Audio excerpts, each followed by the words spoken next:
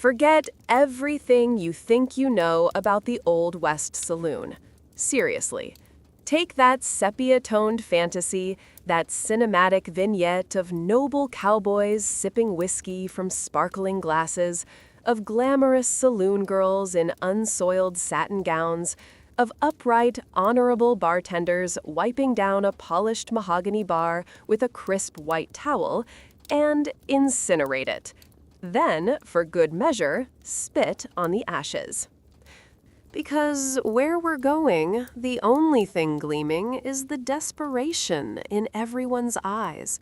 And the only romance involves a quick shot, a slower death, and a perpetual lingering scent of regret and stale beer. Welcome to the real, unvarnished, perpetually grimy underside of frontier nightlife, where your dreams went to die a slow, unsanitary death. So subscribe. Hollywood, bless its historically inaccurate heart, has done us all a great disservice. It's painted the Western saloon as this beacon of rugged individualism, a place of camaraderie and high-stakes drama where even the villains had a certain roguish charm. They show us clean-shaven men with impeccable hats, dueling with witty repartee before drawing pistols in a dramatic, slow-motion ballet of justice.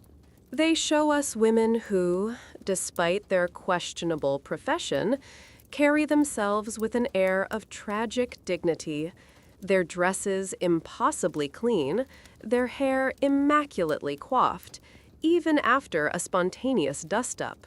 It's all a delightful, dangerous lie, a marketing campaign designed to make you forget the squalor. The truth, as it often is far more mundane, more putrid, and significantly less likely to end with you owning a ranch and a plucky love interest. The reality, my dear, soon-to-be sleepy friend, was a miasma, a sensory assault. Imagine, if you will, stepping into a dimly lit box permeated by the cloying sweetness of cheap whiskey, the acrid bite of stale tobacco smoke that clung to your clothes like a second, filthier skin, and the ever-present, indefinable funk of unwashed bodies, unemptied spittoons, and possibly an unidentifiable decaying rodent in the corner. This wasn't a place of noble cowboys. It was a den of desperate, often diseased men, drowning their sorrows in rut-gut and false bravado. And the glamorous saloon girls? Let's just say their satin gowns were likely threadbare, stained with spilled liquor and worse, and their smiles, though practiced, were often brittle with fatigue and a profound sense of resignation.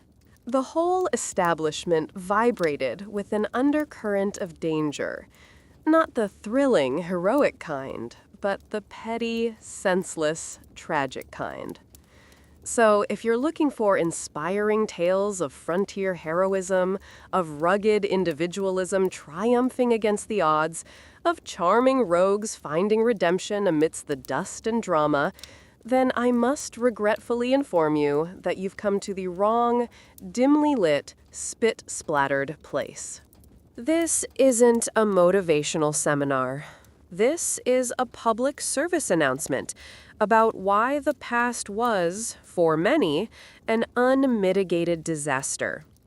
This is about the people who weren't starring in the spaghetti westerns, the ones who were just trying to survive another shift without getting shot, robbed, or succumbing to an unholy cocktail of consumption and despair.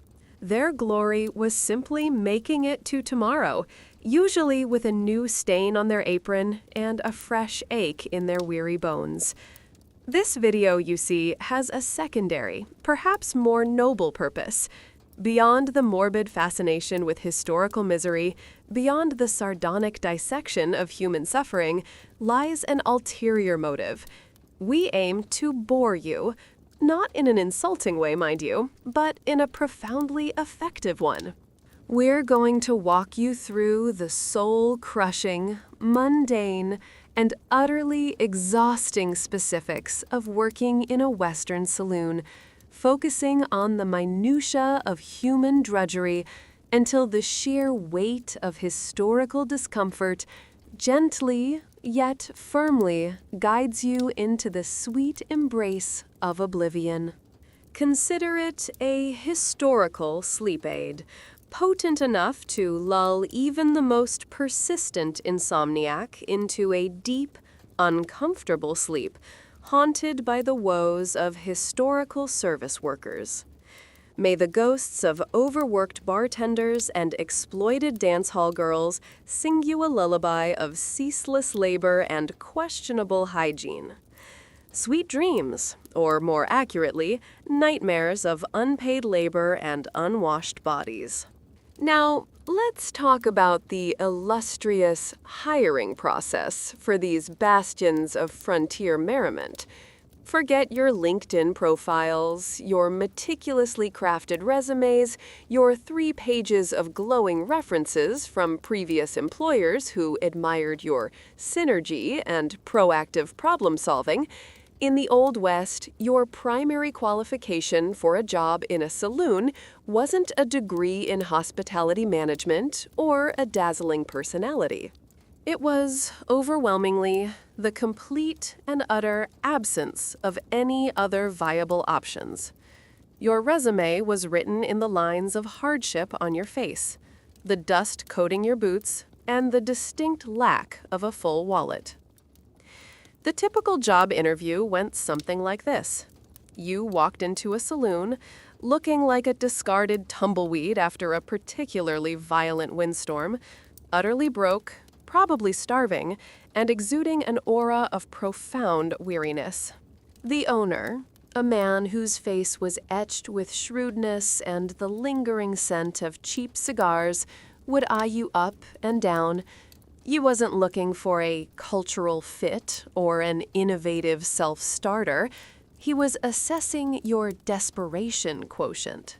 Your ability to stand for 18 hours, your general lack of obvious contagious diseases, though a slight cough might be overlooked, and your willingness to accept whatever abysmal conditions he offered were the only KPIs that mattered. There were no background checks, no drug screenings, and certainly no tedious personality tests. If you could hold a broom or a bottle and weren't currently bleeding profusely from an open wound, congratulations! You were hired. Or, more accurately, indentured. So how did one even stumble into such a glorious career path? Often, it was the drifter's dream, which quickly morphed into a drifter's nightmare. You were likely just passing through, following the scent of money, or the rumor of a new boomtown, a mining rush, a railroad expansion, anything that promised a quick fortune, even if that fortune was just enough to buy a loaf of bread and a bed-bug-infested cot. You arrived with nothing but the clothes on your back and a rapidly dwindling supply of hope. Perhaps you'd escaped a previous scrape with the law, a bad debt, or a spectacularly failed marriage. The saloon, in its unholy glow, became the last resort, a port in a storm of misfortune. It was a place where identities were shed as easily as dirt from your boots, and a past was a liability best kept unspoken. You might have been a former cowboy whose herd got rustled, a miner whose claim ran dry, a soldier discharged and adrift, or a farmer whose land had turned to dust. The saloon didn't care about your past glories. It only cared about your present availability and your immediate need for a roof and a meal, however meager. It preyed on the vulnerable, the transient, the ones with no ties and nowhere else to go. This wasn't a career choice. It was often an act of sheer, unadulterated survival. You didn't choose the saloon life. The saloon life chose you, primarily because you were out of options and looked sufficiently broken enough to be compliant. And why did saloon owners gravitate towards hiring the dregs of society, the least qualified, the most downtrodden individuals the frontier had to offer? Well, for the same timeless reasons any unscrupulous employer hires the desperate: cheap labor, easy exploitation, and a high turnover rate that allowed them to cycle through a never-ending supply of fresh meat. If you had an ounce of ambition or self-respect, you weren't going to stick around. But if you were starving, freezing, and had a nasty cough, well, you were a captive audience. Owners didn't need a robust HR department or retention strategies. They needed a steady stream of warm bodies willing to tolerate the unbearable. They understood that desperation was the most powerful motivator, and they wielded it like a cudgel. Why pay fair wages when there's a line of broke prospectors and weary travelers outside, each more desperate than the last? It was a buyer's market for misery, and the saloon owners were excellent buyers. Now that you've successfully navigated the rigorous hiring process, which is to say you showed up breathing and didn't immediately collapse, let's discuss your compensation package. Prepare to be underwhelmed, then bewildered, then deeply resentful. The concept of a living wage was as foreign to the Old West saloon as indoor plumbing. Your abysmal actual wages were often paid irregularly, if at all, and frequently not in actual usable currency. Welcome to the thrilling world of company scrip. Imagine, if you will, being paid not in dollars, but in little tokens or paper slips emblazoned with the saloon owner's smug face, redeemable only at his establishment. This, my friend, was company scrip, and it was glorious for precisely one person, the owner. For you, it was a financial straitjacket. You couldn't spend it anywhere else, not at the general store down the street, not on a ticket out of town, not even on a proper doctor. You were shackled to the very place that exploited you, forced to conduct all your commerce within the saloon's orbit, or, more commonly, at the owner's outrageously overpriced company store. Need new boots? Scrip. A loaf of stale bread? Scrip. A shot of that rot gut you just served 200 times? More script. It was a perfectly crafted, self-perpetuating system of economic bondage, making sure you remained perpetually indebted and utterly dependent. Ah, the elusive tip, that shimmering mirage of extra income, often promised, rarely delivered in any meaningful quantity. Tips were, by their very nature, unpredictable and often meager. You might get a silver dollar from a particularly flush miner, or, more likely, a drunken insult in a demand for another warm beer. Collecting these tips, when they did materialize, was a hazardous endeavor. You had to navigate a landscape of slurred speech, grabby hands, and pockets that might contain anything from loose change to a loaded derringer. It was a constant negotiation between politeness and self-preservation, with the added thrill of being potentially shortchanged, berated, or accidentally becoming part of a bar brawl just for asking for your due. And the hierarchy of the tip economy was brutally clear. Bartenders, while certainly suffering, at least had direct access to the cash register and the occasional forgetful patron. Saloon girls, on the other hand, faced a much more insidious form of exploitation. Their tips often came in the form of drinks bought by patrons, for which the girl would receive a small commission, and the saloon would charge an exorbitant price for watered-down swill. It was a double dip for the owner. sell cheap liquor at premium prices, and pay the girl a pittance for her time and forced charm. Their wages were directly tied to their ability to charm men into buying these overpriced, low-margin concoctions, turning every interaction into a calculated performance of manufactured affection. The inherent exploitation wasn't just tolerated, it was the business model. But wait, there's more. Just when you thought your meager earnings couldn't possibly get any more pathetic, enter the dreaded fine print of fines. The saloon keeper's ledger of doom was a document worthy of a Kafka novel. Broken glass? Deducted. Spilled drink? Deducted. Perceived insubordination, which could be anything from rolling your eyes to daring to look tired? Deducted. You coughed on a customer? Deducted. The owner just felt like deducting something because he bought new boots? Probably deducted. These deductions, arbitrary and absolute, ate into your already pathetic earnings like a plague of locusts. It was a one-sided accounting system where every perceived transgression, every accident, every minor inconvenience to the owner became a pretext to chip away at your pay.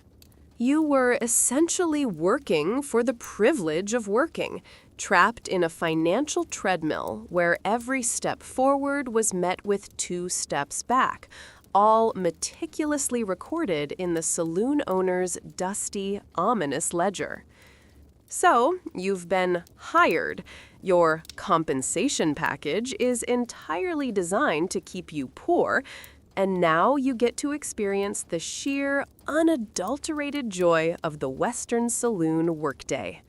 Forget any modern concept of an 8-hour shift or even a single day off to recover your shattered dignity. These were luxuries invented by a future where people actually cared about their employees' well-being. In the Old West, your work-life balance was precisely 0. You had work, and then you had more work. The saloon wasn't just a business. It was a perpetual motion machine of misery designed to extract every last drop of your labor. Saloon hours stretched from sunup, when the first bleary-eyed prospectors stumbled in for a morning eye-opener, until the last patron was too incoherent to stand, or simply passed out face first into a puddle of their own regret. This meant you were often on your feet, perpetually moving, perpetually serving, for anywhere from 12 to 18 hours a day, 7 days a week. There was no weekend, no holiday, no sick leave. Every day was Groundhog Day, but instead of a charming rodent, you woke up to the same pervasive stench and the same endless parade of drunken despair. Your internal clock quickly recalibrated to a saloon time that recognized only 2 states, open and barely closed. The physical toll of this relentless schedule was nothing short of brutal. Imagine standing for 12, 14, 18 hours straight, day after day, week after week. Your feet swelled, your back ached, your entire body became a symphony of minor complaints. You weren't just standing, mind you. You were lifting heavy barrels of whiskey, hauling ice when it was available, which wasn't often, constantly wiping down a perpetually sticky bar, sweeping up sawdust, which mostly just rearranged the dirt, and breaking up the occasional brawl. This wasn't a job. It was a low-impact endurance sport, performed in a cloud of smoke and profanity. Exhaustion wasn't a temporary state. It was your default setting. A permanent companion that gnawed at your bones and dulled your senses, making every movement a conscious, painful effort. And if the physical grind wasn't enough to break you, the mental grind certainly took its shot. The relentless noise was a constant assault on your sanity. The clatter of glasses, the raucous laughter, the slurred conversations, the off-key piano, the shouting, the occasional gunshot, it all merged into a cacophony that slowly chipped away at your ability to hear anything else. You had to maintain constant vigilance, always scanning for potential trouble, for a patron about to spill a drink, start a fight, or simply pass out cold. The psychological burden of dealing with an endless stream of miserable, often aggressive, and invariably intoxicated individuals was immense. Every interaction was a tightrope walk, balancing customer service with self-preservation. You bore witness to every petty squabble, every failed gamble, every tragicomic confession, every desperate plea. Your mental landscape became a collage of other people's bad decisions and unfulfilled dreams, leaving you feeling profoundly hollowed out, a silent, sardonic observer of humanity's lesser angels. Your mind, much like the saloon floor, was constantly being bombarded and rarely truly cleaned. Let's pivot now to the incredibly robust and comprehensive workplace safety regulations that protected you, the diligent saloon worker. Oh, wait, I'm being sarcastic. Because the concept of workplace safety in the Old West was as fantastical as a unicorn wearing a top hat and riding a unicycle. OSHA was a distant, feverish dream, millennia away in the future. There were no safety regulations, no workers' protections, no protective gear beyond your own tattered clothing. If you were injured on the job, your employer's response was likely a shrug, an exasperated sigh, and perhaps a demand for you to get back to work before your bleeding started to stain the floor too much.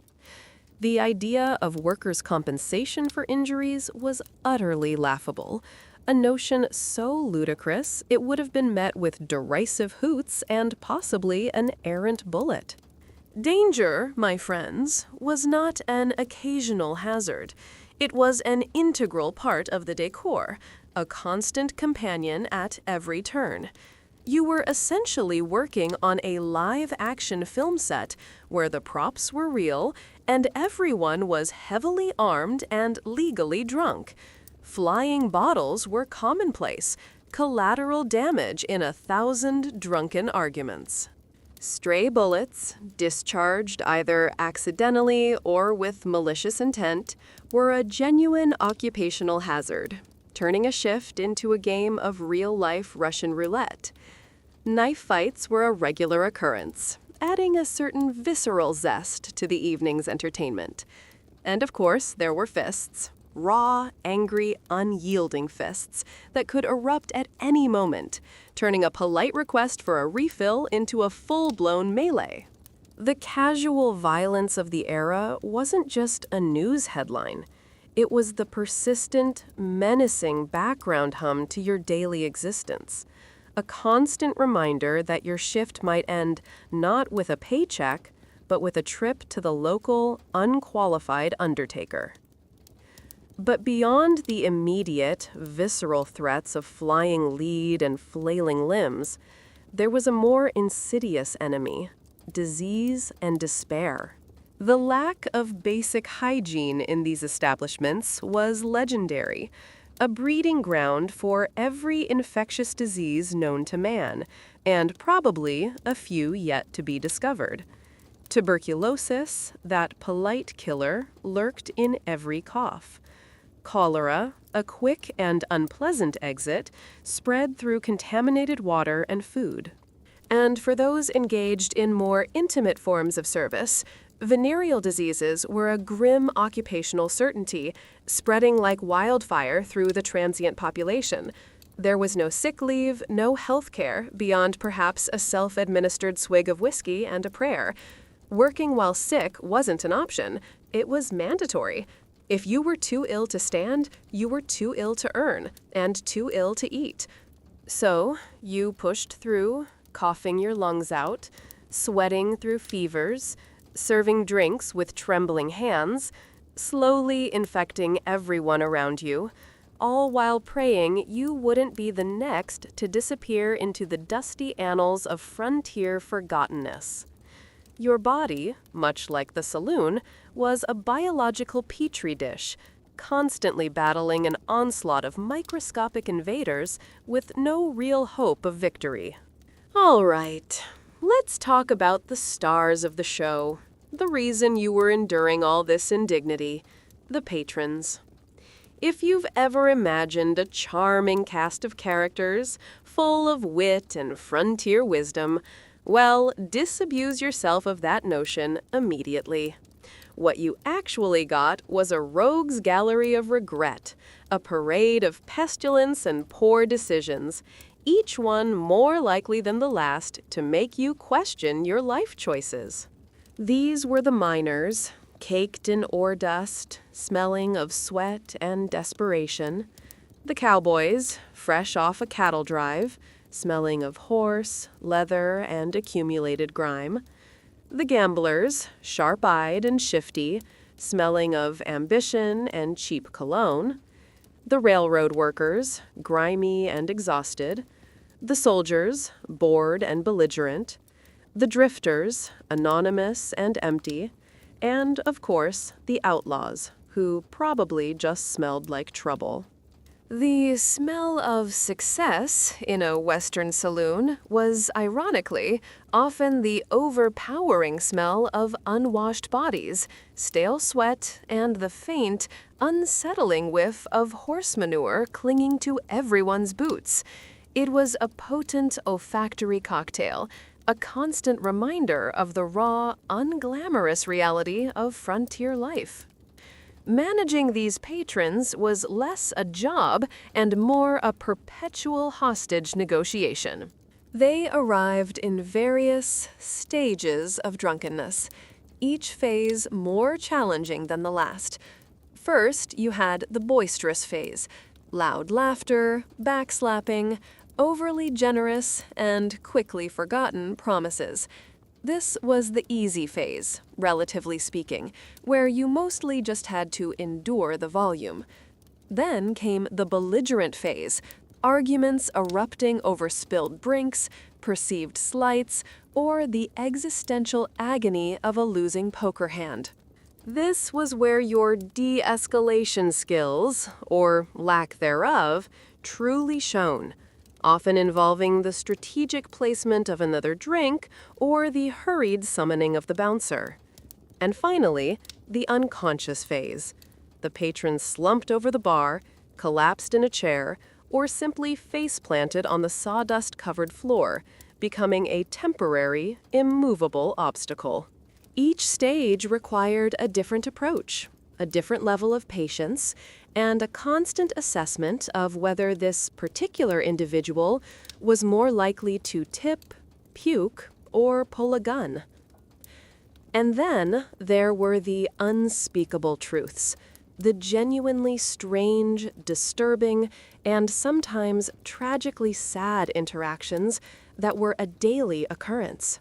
You witnessed declarations of eternal love made to a whiskey bottle, heard confessions of crimes that would curdle your blood, and observed acts of senseless cruelty that would haunt your dreams.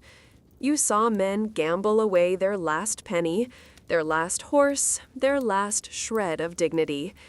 You watched dreams die in a haze of cheap liquor and bad cards. There were the men who cried, the men who raged, the men who simply stared blankly into the middle distance, utterly lost. You became an involuntary confidant, a silent witness to the raw, unfiltered underbelly of the human condition, all while trying to remember who ordered the next round of warm beer. It was a kaleidoscope of human folly, a never-ending theatrical performance where the audience was drunk, the actors were desperate, and the stakes were always profoundly real.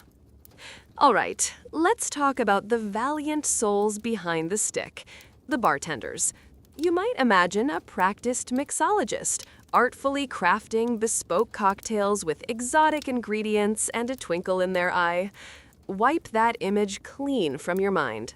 The craft of cocktails in a Western saloon was less about artistry and more about crude expediency. Your offerings were less a curated menu and more a chemical weapon.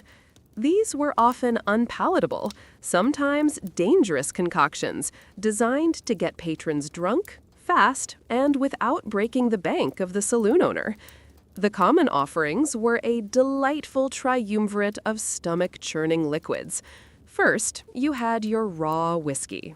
And by raw, I mean it tasted like it had been filtered through a cowboy's dirty boot and then aged in a leaky bucket under a particularly aggressive sun. This wasn't your refined single malt. It was rot gut, often doctored with anything from tobacco to lye to make it seem stronger, or to give it a kick that usually manifested as immediate blindness or a sudden urge to declare war on the nearest inanimate object. Then there was warm beer. Forget frosty mugs and crisp lagers. This was tepid, often skunky, liquid despair, poured from barrels that had seen better days and were probably home to several generations of fruit flies. And finally, the cheap wine, which was usually a dubious blend of fermented fruit and who knows what, tasting suspiciously like vinegar and regret. The goal was quantity, not quality, and definitely not flavor. Ah, the art of deception. A bartender in the Old West wasn't just a server. They were a master illusionist, a chemist of questionable ethics. Your job description included stretching product, which meant watering down the whiskey until it was barely distinguishable from dishwater, adding dubious flavorings to mask the dilution, or even mixing in a dash of something truly unsettling to give it a false potency. Patrons, in their inebriated state, rarely noticed the difference, or, if they did, they were too far gone to care, or too proud to admit they'd been swindled. The customer always thought they were getting a good deal, a stiff drink, a hearty pour. In reality, they were being bilked for diluted poison, and you, the unwitting accomplice, were perfecting the subtle art of the bait and switch, all while maintaining a poker face that could rival a seasoned professional gambler. Every pour was a small, silent betrayal, a testament to the saloon owner's avarice and your own desperate need for a meager wage. Beyond the dubious mixology, your days were an endless, monotonous cycle of pouring and wiping. Pour another whiskey, wipe down the sticky bar. Pour another warm beer, wipe down the sticky bar. Collect money, wipe down the sticky bar. Break up a fight, wipe down the sticky bar. The bar, you see, was never truly clean. It was a living, breathing organism of spilled liquor, tobacco spit, and the accumulated grime of 100 desperate hands. The rag in your hand was less a cleaning tool and more a device for redistributing filth. Your arms ached from the constant motion, your senses dulled by the pervasive stench. Every surface was tacky, every glass left a ring, every interaction was a fleeting moment of chaos before returning to the relentless rhythm of pour, serve, wipe.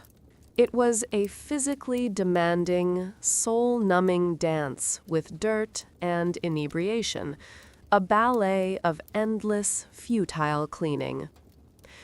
Now, let's turn our attention to the figures often most egregiously romanticized by Hollywood, the saloon girls. Forget the image of the sassy, independent dame with a heart of gold, gracefully dancing across a spotless stage in a shimmering gown.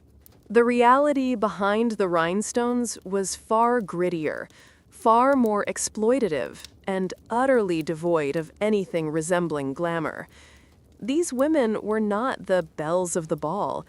They were often the forgotten footnotes in a harsh economic landscape, trying to carve out a sliver of survival.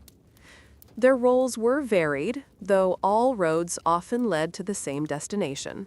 Some were hostesses, expected to charm and encourage men to spend their hard-earned, or easily stolen, money on overpriced drinks.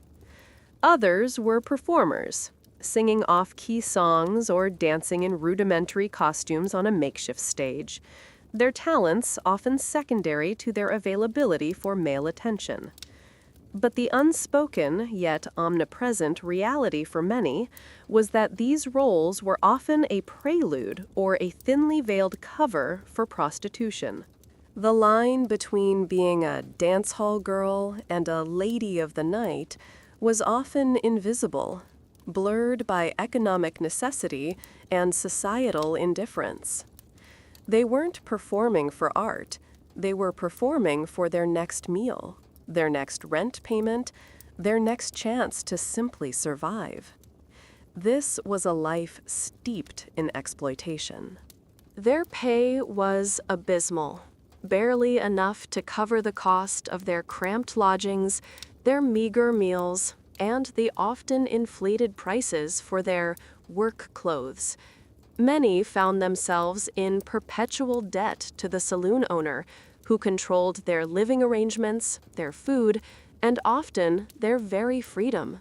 They were charged for their room and board, for their costumes, and for any perceived transgression, ensuring they remained economically tethered to the establishment.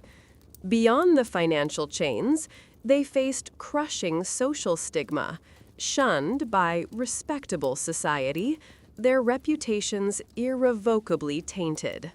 And hovering over it all was the constant, terrifying threat of violence, from drunken patrons, from jealous rivals, and sometimes from the very owners and bouncers who were supposed to protect them. Their existence was a tightrope walk between survival and profound danger, with very few safety nets. The emotional and physical gauntlet they ran daily was immense.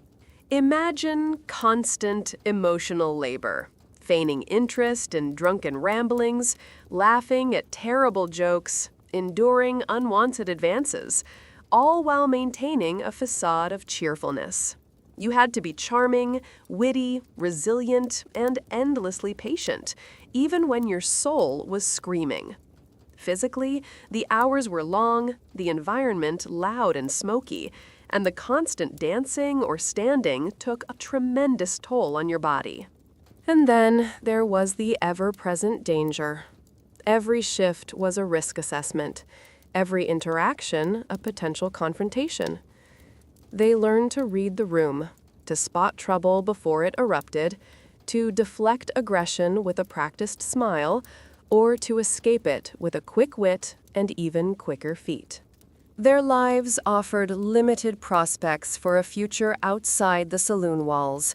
For most, it was a downward spiral of increasing hardship, culminating in an early death from disease, violence, or simply the slow, insidious decay of a life lived on the fringes.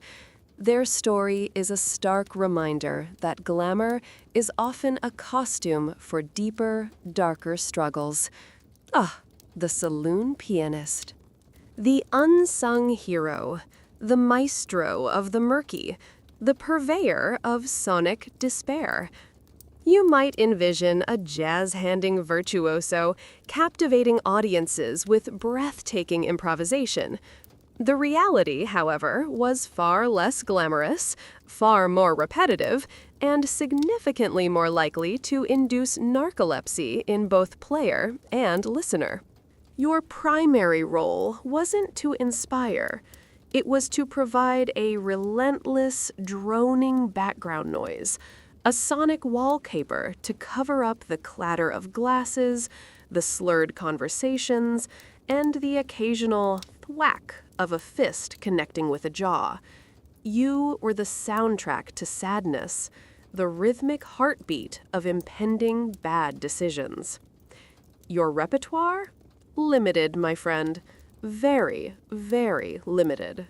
Expect endless iterations of ragtime tunes, popular ballads played ad nauseum, and whatever generic, jaunty melodies could cut through the pervasive din. You played the same songs, night after night, hour after hour, until the melodies began to fuse with your very soul, becoming an inescapable internal hum.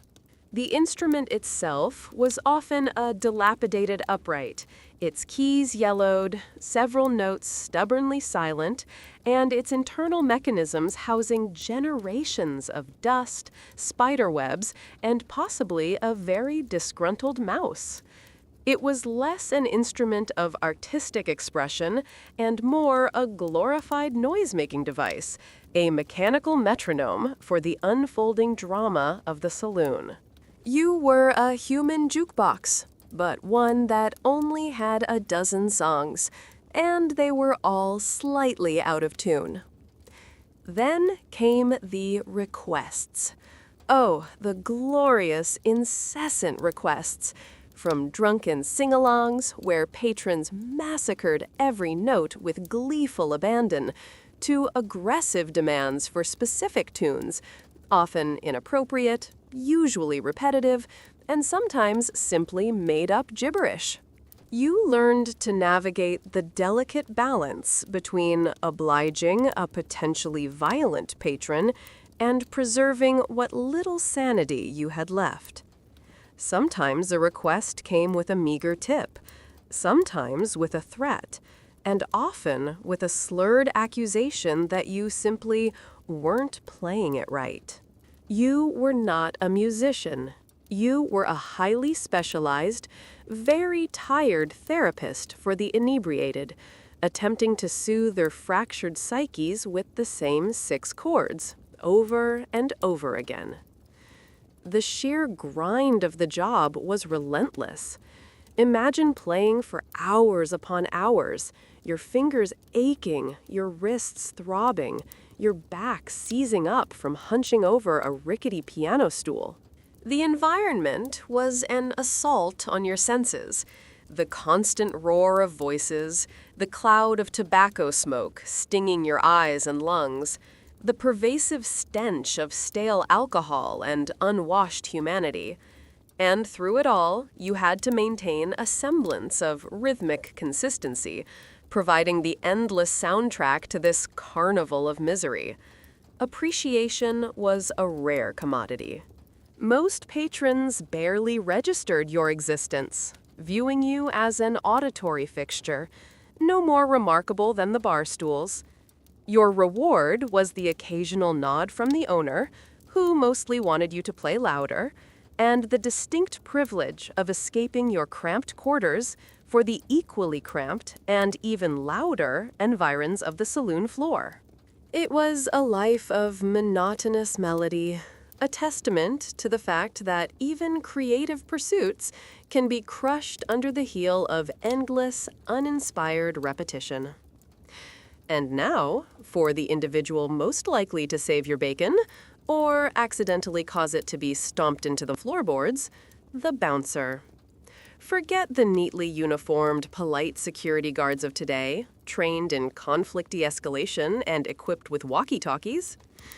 The Western saloon bouncer was a law unto himself, a self-appointed enforcer operating on the fringes of legitimate authority, usually hired for their sheer physical bulk and a general lack of personal qualms about inflicting pain. Their primary job description wasn't just maintaining order, it was ejecting unruly patrons, breaking up fights, and generally being the biggest, meanest dog in a yard full of snarling, drunken curs, often using brute force as their primary communication method. These were men who operated without formal training, without legal authority beyond what the saloon owner and their own intimidating presence conferred upon them. There was no bouncer certification, no sensitivity training, no manual on how to politely remove a man who just pulled a knife on the card dealer. Their qualifications were often a history of brawling, a formidable physique, and a general aura of violent competence. You hired them for their ability to project menace, to be the living embodiment of "don't mess with this establishment." They were the unofficial, often violent, arbiters of saloon justice, dispensing swift and brutal consequences for those who dared to disrupt the fragile ecosystem of drinking and gambling. Their tools of the trade were, shall we say, direct. Fists were, of course, a primary instrument, often backed by a lifetime of practical application. Clubs, usually a sturdy piece of oak or a baseball bat in spirit, were also popular for persuasive arguments. And then there were the firearms. Many bouncers carried revolvers or shotguns, often displayed prominently, a clear deterrent to anyone considering a particularly dramatic outburst. The fine line between keeping order and perpetrating violence was less a line and more a hazy, shifting boundary. A bouncer might start by breaking up a fight, but quickly find themselves in one. They were expected to be decisive, to be ruthless, and to not ask too many questions. If a patron ended up with a broken nose or a few missing teeth, it was simply the cost of doing business, a necessary sacrifice on the altar of temporary calm. This was a life of perpetual confrontation, a constant dance with danger. Every shift was an exercise in hypervigilance, anticipating the next eruption of drunken rage.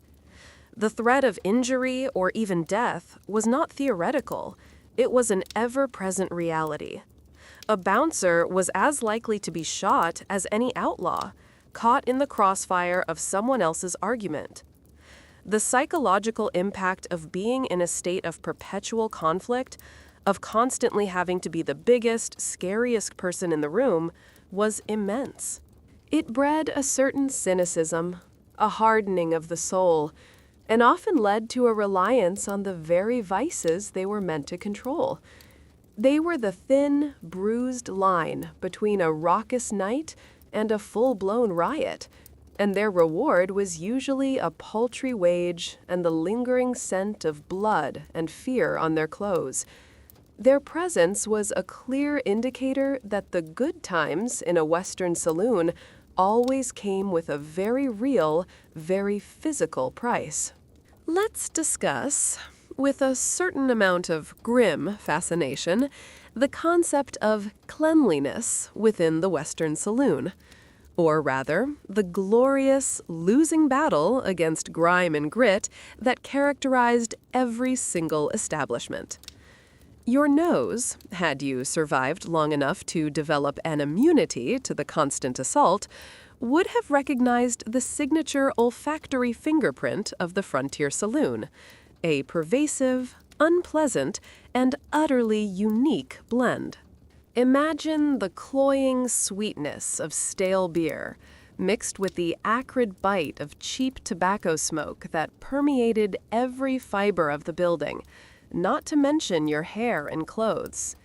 Add to that the distinct, undeniable aroma of unwashed bodies, a symphony of human sweat and desperation.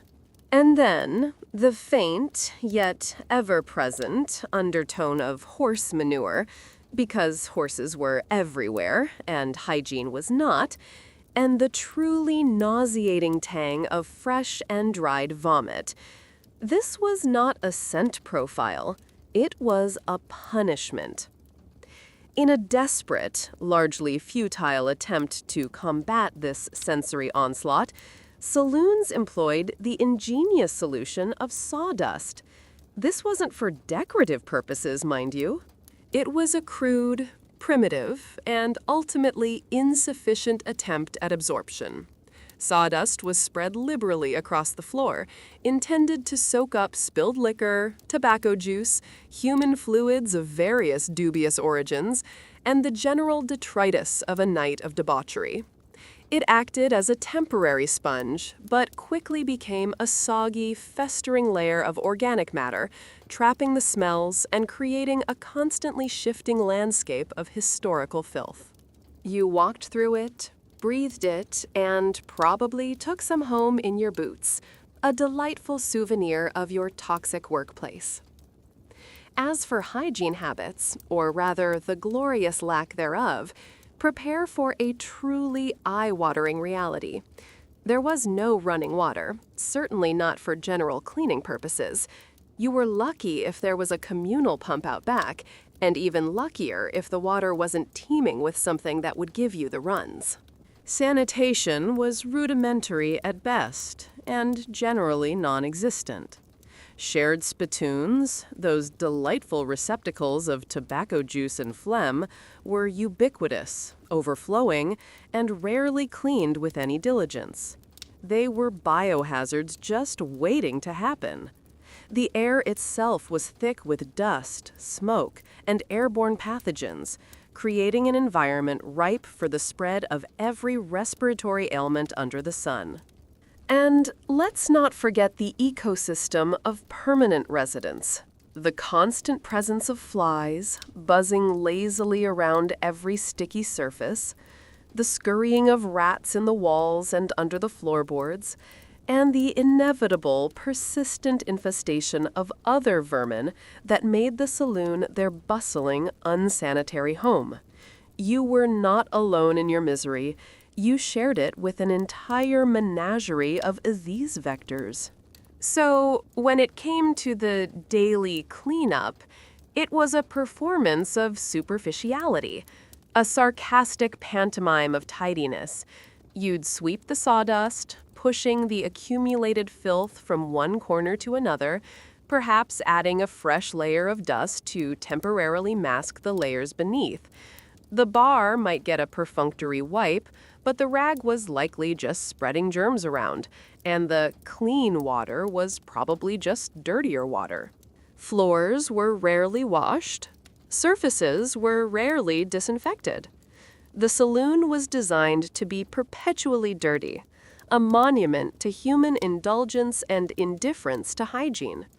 Every morning, you knew you were embarking on a losing battle, attempting to polish a turd, to make palatable a place that defied all attempts at true sanitation. It was less about making it clean and more about making it just clean enough to open its doors again, ready for another day of glorious, unhygienic debauchery. Now, let's turn to the fine dining establishments within the Western Saloon, or, more accurately, let's discuss the culinary catastrophe that awaited you if you were fortunate enough to even get a scrap of food. Forget Michelin stars. These places barely deserved a health warning, let alone a rating. The infamous free lunch was a cornerstone of many saloons, a cynical marketing ploy designed with one singular purpose: to make patrons drink more. And boy, did it work. The free lunch was less a gesture of generosity and more a masterclass in psychological manipulation. It usually consisted of low-quality, salty food designed to induce maximum thirst. Think dried beef, so tough it could double as shoe leather, usually heavily salted. Think blocks of hard cheese that tasted vaguely of desperation and sawdust. Crackers, stale, and often crawling with unseen guests, were also a staple. On a good day, you might get a greasy, unidentifiable stew, its contents a mystery wrapped in a riddle inside an enigma, often simmered for days and served lukewarm.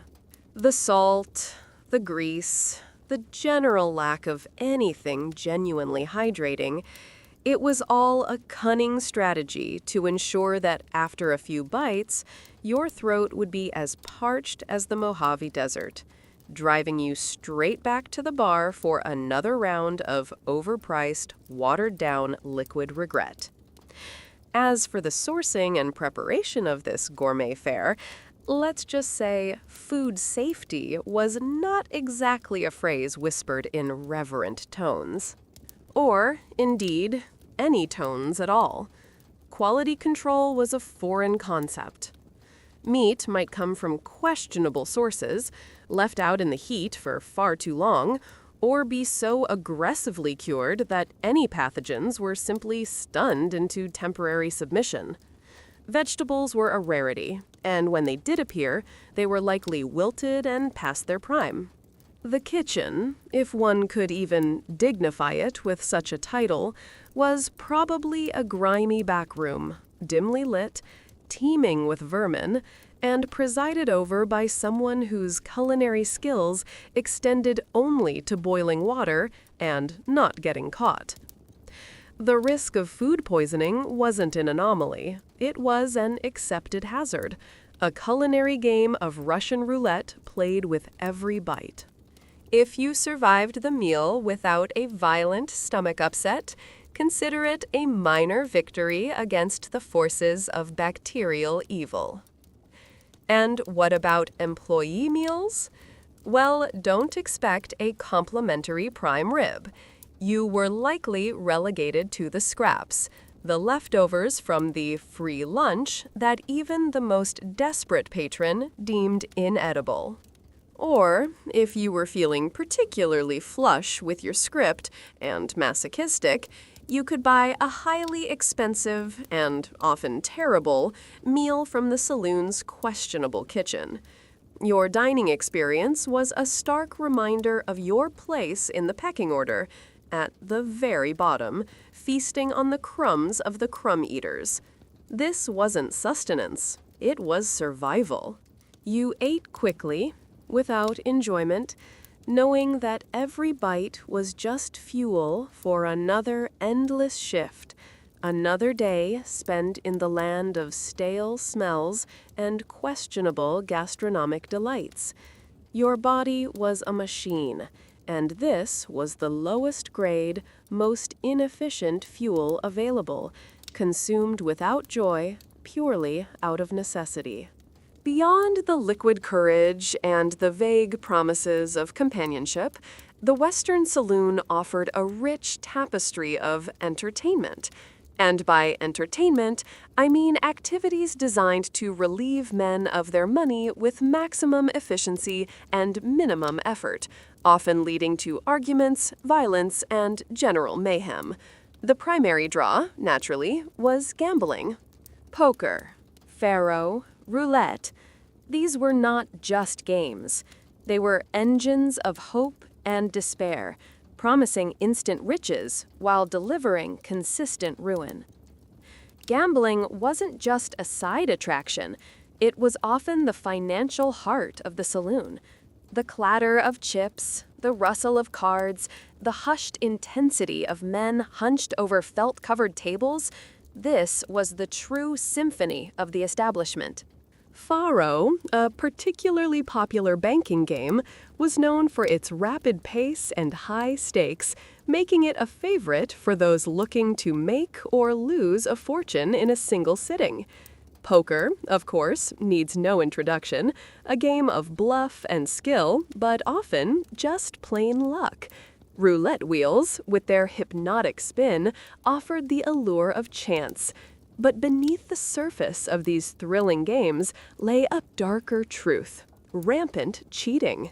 By both players, who employed an arsenal of subtle and not-so-subtle tricks, and sometimes by the house itself. Crooked dealers, marked cards, loaded dice, rigged wheels, the integrity of the game was often secondary to the certainty of profit. If you left the table feeling inexplicably lighter in the pockets, you weren't paranoid. You were probably just another victim of the saloon's entertainment industry. And with high stakes came higher tensions. The predictable escalation of conflicts due to gambling losses was less a possibility and more an inevitability, as reliable as the sun rising eventually. A losing streak could turn a mild-mannered man into a raving lunatic, his desperation boiling over into accusations, insults, and then, invariably, violence. Arguments over perceived cheating, over bad luck, over empty pockets spiraled quickly. A thrown chair, a punched face, a drawn knife, and then the inevitable, terrifying crack of a pistol shot. These were not uncommon disruptions. The saloon wasn't just a place to gamble. It was a pressure cooker of human frustration, where every loss felt like a personal insult, every empty hand a betrayal, leading to explosions that punctuated the otherwise monotonous evenings. Beyond the gambling tables, other dubious delights occasionally graced the saloon's roster. Dance halls, where the saloon girls plied their trade, offered a more intimate form of entertainment, blurring the lines between companionship and commerce. Sometimes, rough-and-tumble boxing matches would break out or be organized impromptu, providing a visceral spectacle for the bloodthirsty crowd. But mostly, the entertainment was the sheer, unadulterated boredom of repetitive drinking and gambling, punctuated by sudden, brutal excitement. You, the worker, observed this cycle endlessly. The same bets, the same drinks, the same stories, the same escalating tensions. It was monotonous until it wasn't. Until a bottle flew, a shot rang out, and suddenly the sleepy evening transformed into a desperate scramble for cover, only to return to its tedious rhythm once the bodies were cleared and the spilled beer wiped away.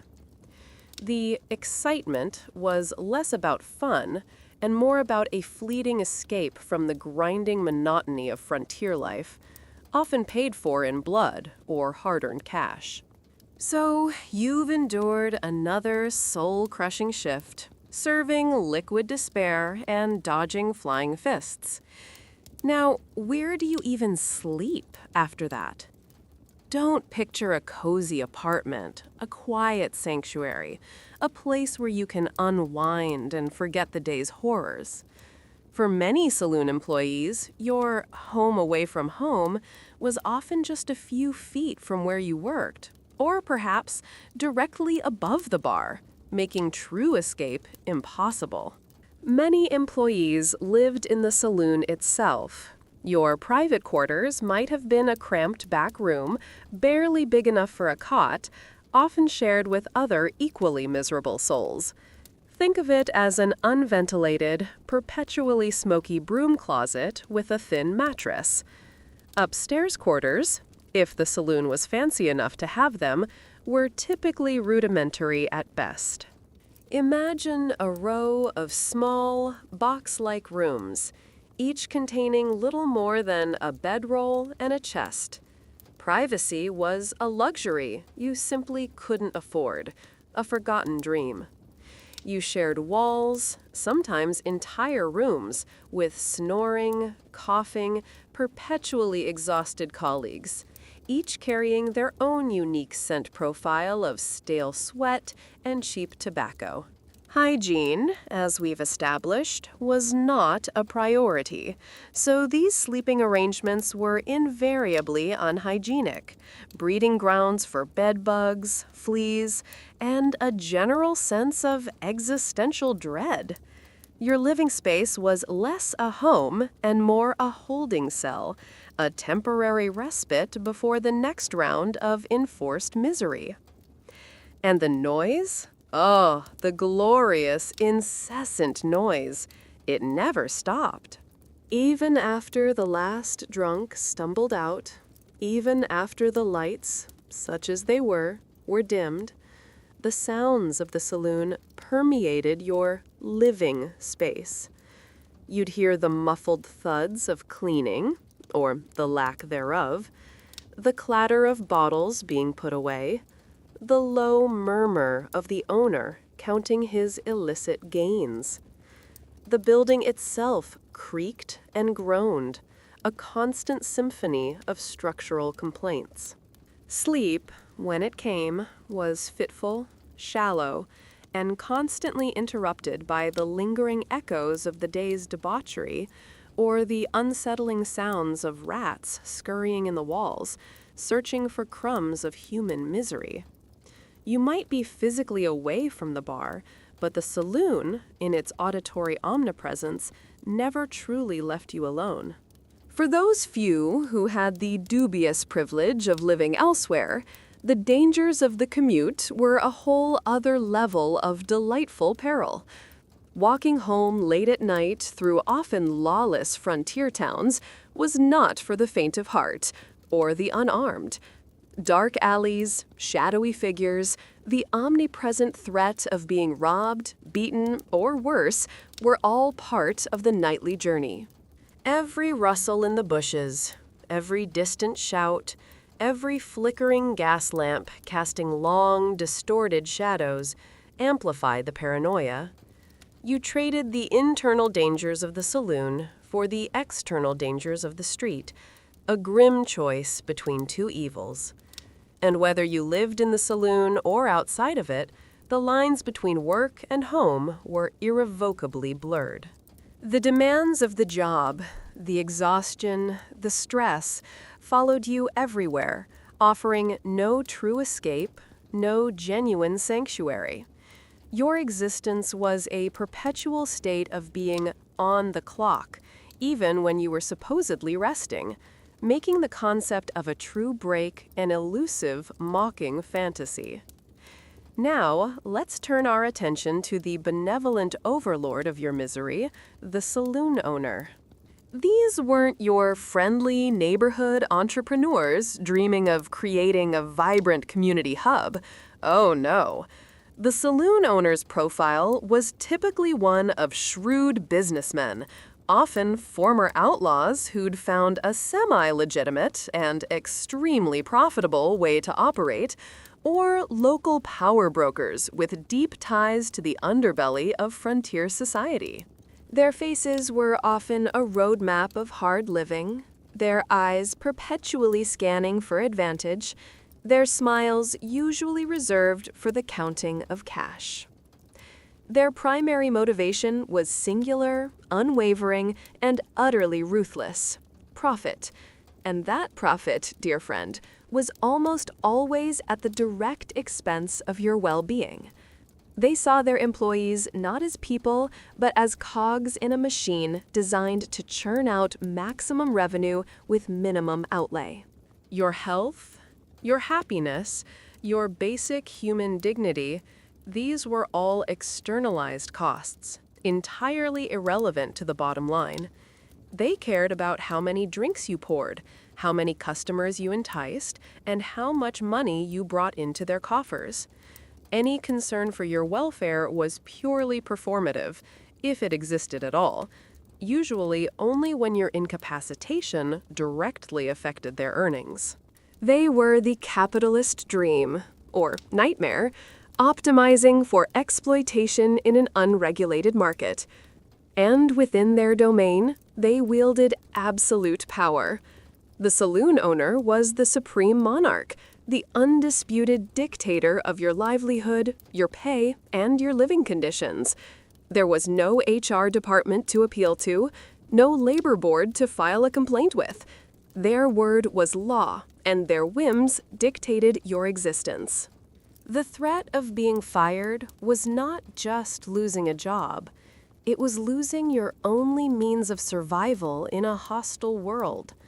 You could be blacklisted, effectively exiled from employment in the entire town, forcing you to wander the dusty roads once more, even more desperate than before. Or worse, depending on the owner's temperament and connections, insubordination could lead to physical violence, a quiet disappearance, or a swift lesson in frontier justice delivered by the bouncer. Your existence was precarious, constantly hanging by the thread of your employer's often volatile disposition.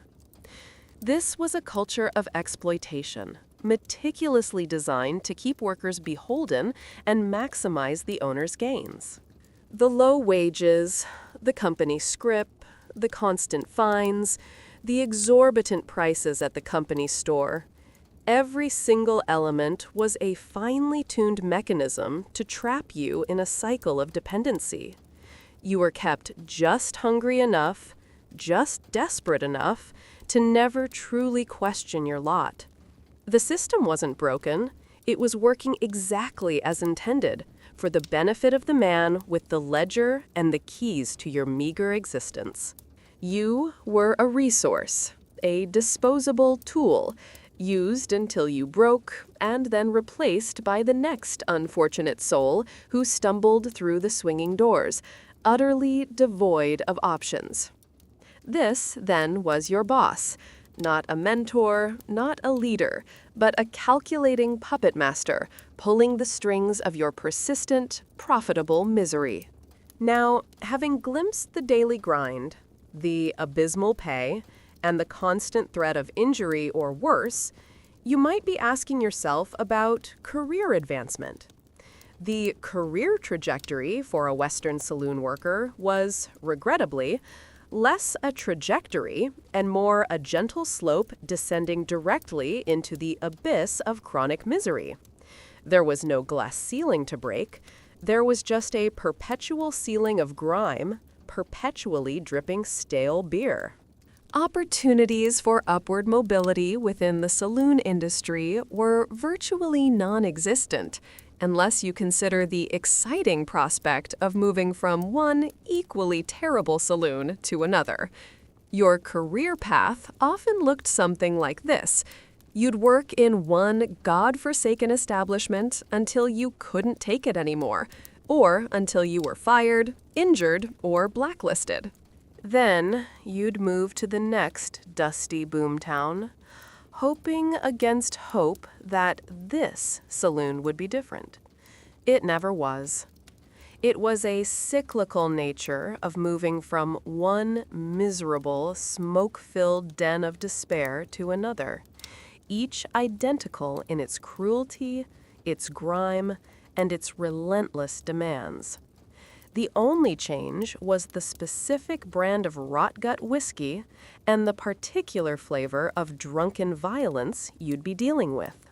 You were trapped in a loop, a hamster on a wheel, perpetually chasing a better tomorrow that never quite arrived, only to find yourself facing the same sticky bar and the same parade of pestilence, just with different faces. The long-term health impacts of this existence were predictably devastating. Alcoholism, that pervasive coping mechanism, was rampant, a slow poison that corroded bodies and minds, often picked up as a result of the job's demands and the easy access to cheap liquor. Injuries, from bar brawls to falls on slippery floors, were common, often untreated, and led to chronic pain and debilitating conditions. Chronic illness, tuberculosis, lung ailments from the constant smoke, liver failure from the alcohol, venereal diseases from the darker corners of the business, slowly chipped away at the worker's vitality. It was incredibly difficult to break free from the lifestyle. The lack of education, the social stigma, the physical and psychological damage, the sheer exhaustion, all conspired to keep you trapped.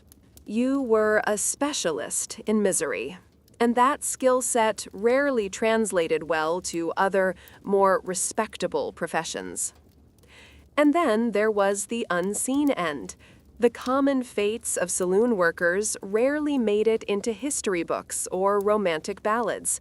Many faced destitution, living out their final years as broken, impoverished shells, discarded by the very system that had exploited them.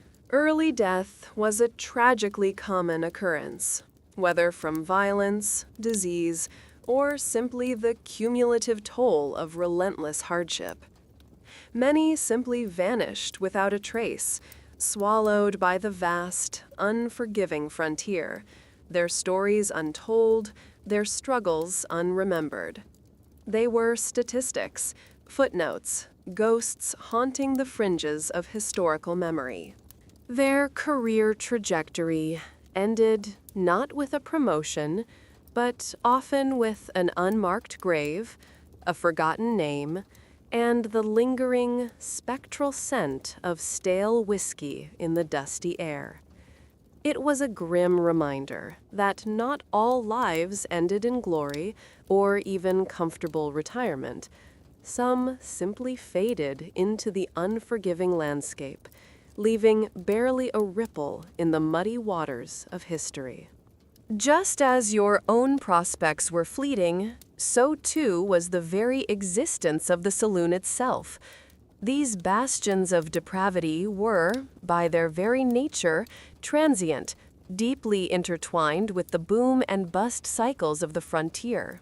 They bloomed like noxious weeds in mining towns when a new strike hit, following the railroad as it snaked across the landscape, or popping up wherever a temporary influx of desperate men created a demand for cheap thrills and cheaper liquor. But prosperity was a fickle mistress. When the mine ran dry, when the railroad moved on, when the boom inevitably went bust, so too did the saloon. Fires, a constant menace in hastily built wooden towns, could wipe out an entire block of businesses, including your beloved, or rather deeply resented workplace, in a single devastating night. Economic downturns, disease epidemics, or simply the capricious whims of fate could cause a town to wither and die, taking your employment with it. The saloon, like a parasitic organism, thrived only as long as its host population provided a steady stream of income. Once that stream dried up, once the men moved on, the saloon's doors would close, its windows boarded up, leaving it to slowly decay into a dusty, empty monument to forgotten hedonism. Your job wasn't just tied to the owner's whims. It was tied to the very pulse of a volatile, unpredictable frontier economy. Then came the march of morality, a force far more insidious than any drunken brawl, the growing temperance movement.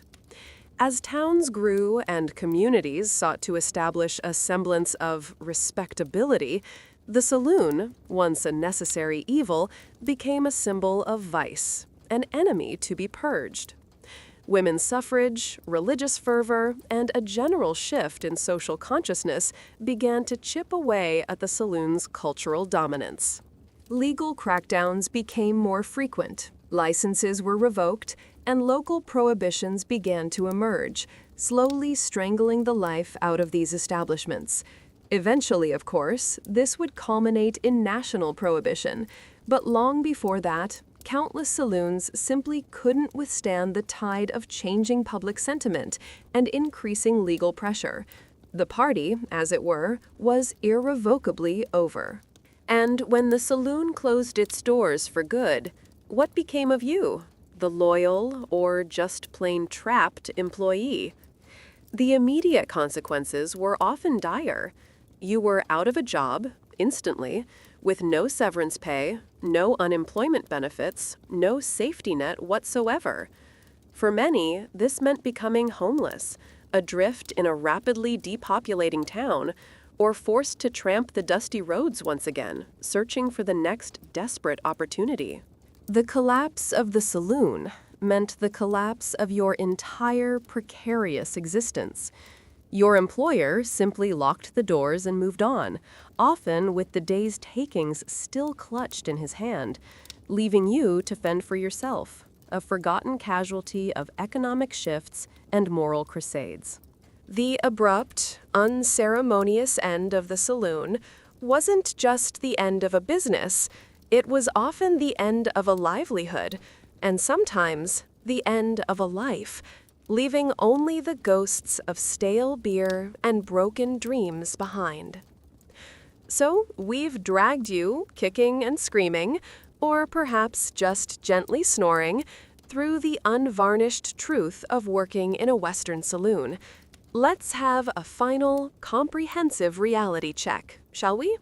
Because it's crucial to understand just how truly awful this existence was, to underscore the stark, undeniable contrast between the comforting myth and the grim, unhygienic historical fact.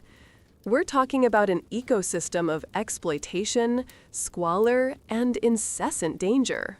Your days were a relentless grind of physical labor, enduring verbal abuse, and dodging physical threats, all for a pittance that barely kept you fed, clothed, and perpetually in debt.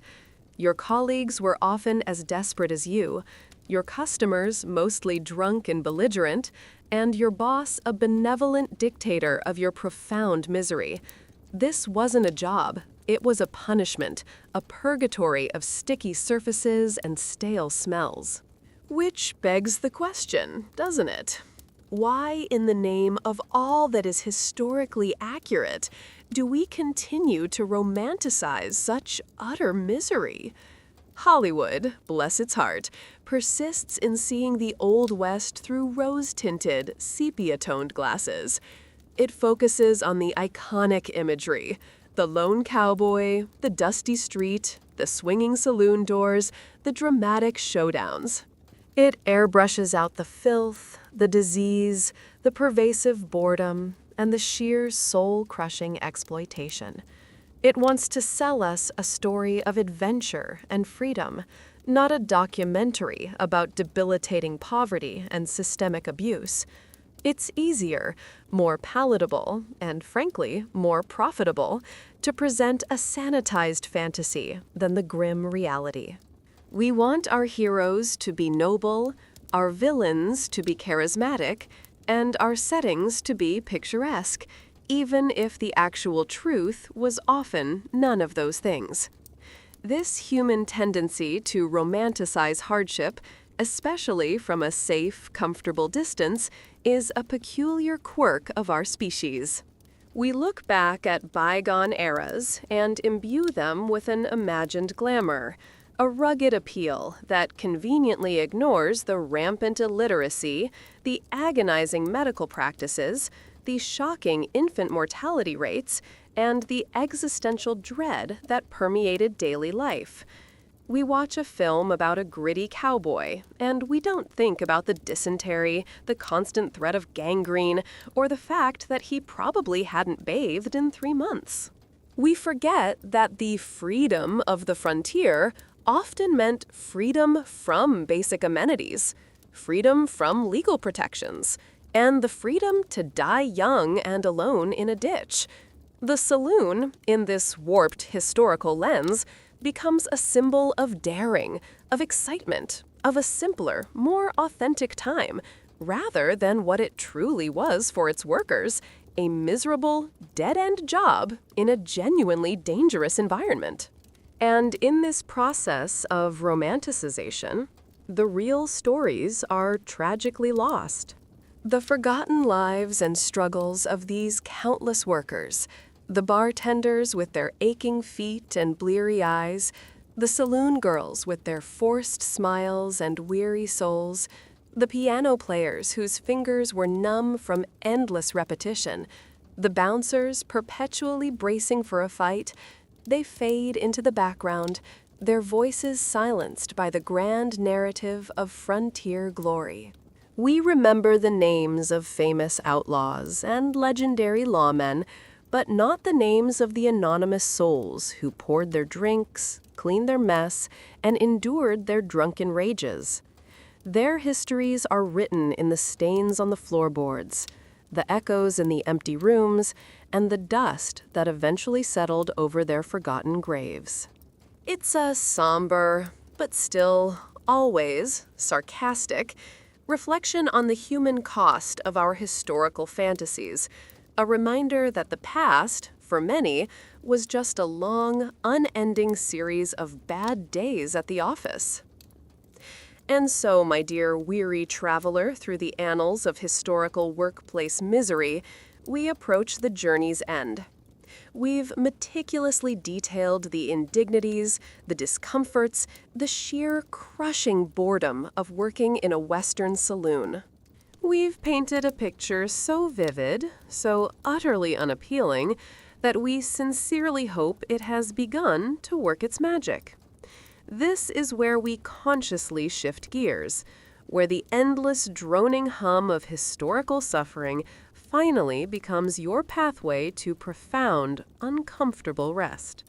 This is your invitation to oblivion, ushered in by the ghosts of overworked service industry professionals. Let the rhythmic thud of ghostly spittoons and the phantom cries of drunken prospectors lull you.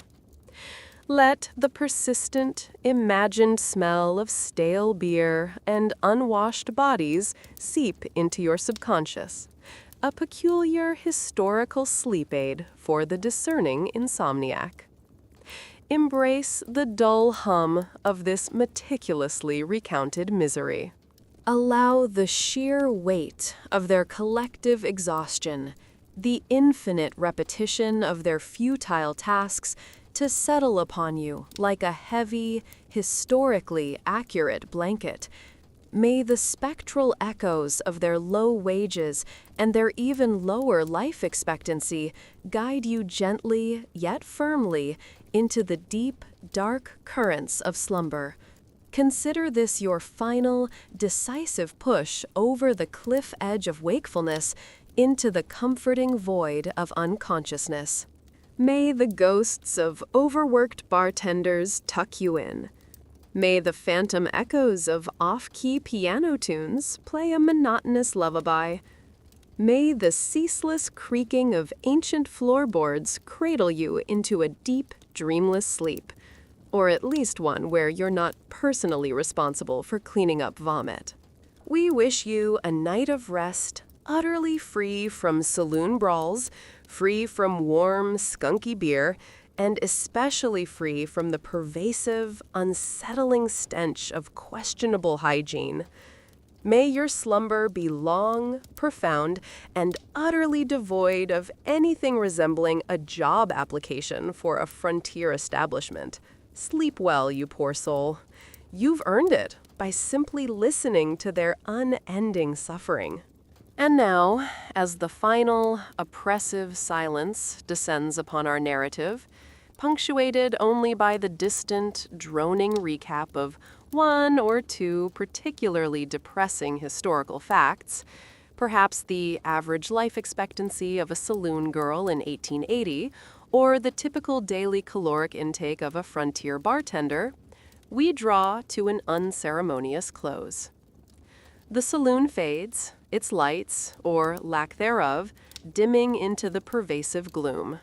The faint echo of a broken piano chord, an unheard whispered curse, a lingering, impossible scent of old whiskey and regret. Sleep well, you poor soul, and if, by some miracle, the sheer unrelenting tedium of this historical journey has failed to lull you into complete and utter oblivion, then perhaps you possess an iron will worthy of the Old West itself, in which case, consider subscribing. Or don't. History, much like the saloon owner, truly doesn't care.